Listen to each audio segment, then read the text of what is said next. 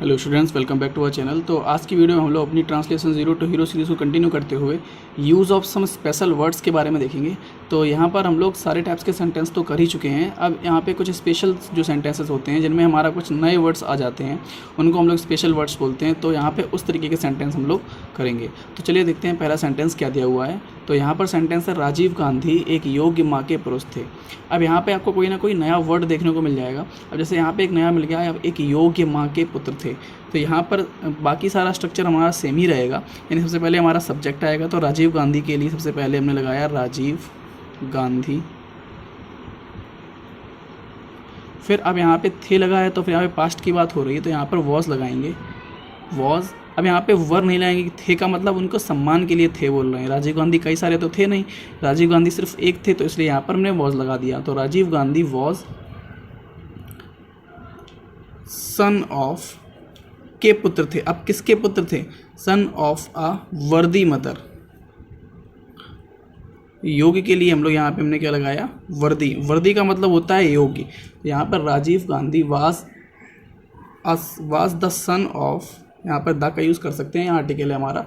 Rajiv Gandhi was the son of a worthy mother. वर्दी का मतलब योग्य होता है। तो यहाँ पर उस तरीके से हमने यहाँ पे सेंटेंस को बनाया है। नेक्स्ट सेंटेंस है, श्याम का भाई इस चोरी के लिए जिम्मेदार है। तो यहाँ पर श्याम का भाई, अब यहाँ पर का लगा है, तो हम लोग यहाँ पर अपॉस्ट्रोफी एस का यूज़ करेंगे। जब भी यहाँ पर किसी के लिए का यूज़ हो जाए, जैसे राम की बहन, सीता की माँ, तो यहाँ पर उसके लिए हम लोग यहाँ पर अपॉस्ट्रोफी एस का यूज़ करते हैं। तो यहाँ पर श्याम, अब का के लिए हमने अपॉस्ट्रोफी एस लगा दिया, यानी कि श्याम्स ब्रदर, श्याम का भाई इस चोरी के लिए जिम्मेदार है। अब यहाँ पर श्याम का भाई के बाद क्या होगा? हमारा यहाँ पे ऑब्जेक्ट आएगा, क्या है? श्याम का भाई जिम्मेदार है। तो श्याम का भाई, अब यहाँ पर है लगा है तो प्रेजेंट लगाएंगे। Shyam's brother is responsible. अब रेस्पॉन्सिबल यहाँ पर किस लिए लगाएंगे? यहाँ पर जिम्मेदार लगाए, तो जिम्मेदार के लिए रेस्पॉन्सिबल वर्ड का यूज़ करेंगे। तो Shyam's brother is responsible for this. अब इस चोरी के लिए, तो इस चोरी के लिए फॉर लगाया, इसके लिए दिस लगाया, चोरी के लिए थेफ्ट, तो फॉर दिस थेफ्ट। तो Shyam's brother is responsible for this theft. Theft का मतलब होता है हमारा चोरी करना। नेक्स्ट यहाँ पे दिया हुआ है, गरीबों की सहायता, सॉरी थीफ का मतलब होता है चोर, और थेफ्ट का मतलब होता है चोरी। तो यहाँ पर वही वर्ड यूज़ हुआ है। तो गरीबों की सहायता करना हमारा कर्तव्य है। तो अब हमारा कर्तव्य आ गया। तो मैंने बोला था कि जब भी कोई सेंटेंस में आपको सब्जेक्ट ना मिल पाए, तो उस सेंटेंस को हम लोग इट से स्टार्ट करते हैं। तो यहाँ पर हमारा कर्तव्य है के लिए इट से यूज़ होगा, यानी कि हमारा सेंटेंस बनेगा, it is our duty to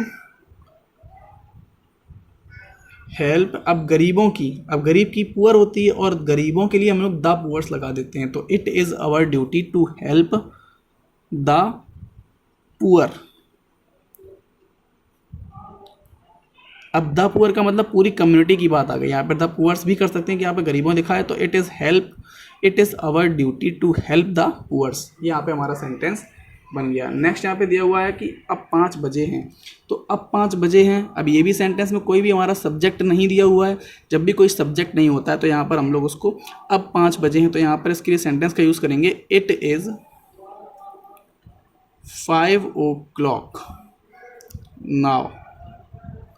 यानी कि अब क्या टाइम है, तो हम लोग इस तरीके से बोलते हैं, it is 5 o'clock now. Next यहाँ पे दिया हुआ है, आज सोमवार है। तो सोमवार के लिए मंडे का यूज़ करते हैं। तो यहाँ पर इट इज़ मंडे टुडे। तो याद रखना है, जब भी किसी भी सेंटेंस में हम लोगों को सब्जेक्ट नहीं दिया होगा, तो हम लोग उस सेंटेंस को इट से बनाएंगे। नेक्स्ट यहाँ पे दिया हुआ है, अंधेरा हो रहा है। तो अंधेरा हो रहा है के लिए यहाँ पे फिर से सब्जेक्ट नहीं दिया हुआ है, तो यहाँ पर इट का यूज़ करेंगे, it is getting dark. Next sentence दिया हुआ है यहाँ पर हमारा, अब कोशिश करना बेकार है। तो अब कोशिश करना बेकार है के लिए यहाँ पर अब लिखा है। अब यहाँ पर भी हम लोगों को कोई भी सब्जेक्ट नहीं मिल रहा है, तो सेंटेंस हम लोगों का इट से बनेगा। So it is no use of. अब देखो, बेकार के लिए हम लोग वेस्ट भी लगा सकते थे, पर यहाँ पर हमने नो यूज़ लगा दिया, उसका भी मतलब सेम ही होगा। तो यहाँ पर it is no use of trying.